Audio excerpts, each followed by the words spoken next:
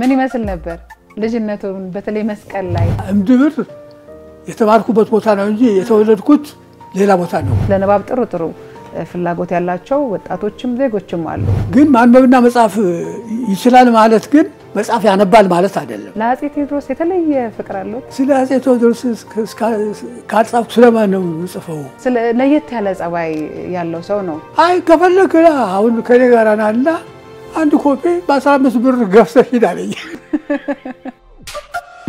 ለምን በአማርኛ አይጽፉም ለምን በቋንቋው አይጽፉም ፊደል አለን አይደል ካገሬ ህዝብ ጋር ልታጣልኝ ነው የምትጠይቀኝ አሁንም እየጻፉ ነው አሁን እየጻፉ ያሉት መጽሐፍ ደግሞ ምንድነው እኔ ላሳተመው አልችልም እሱ ሰዎች ትንሽ ሲሞክሩ መጽሐፍ ማሳተም ጀምረዋልና እንደ በኢትዮጵያ ስነ ጽሁፍ ውስጥ ያዩትንና ምን እንዲሆን ይመኛል ባለም የታወቀ ጽሁፍ አለው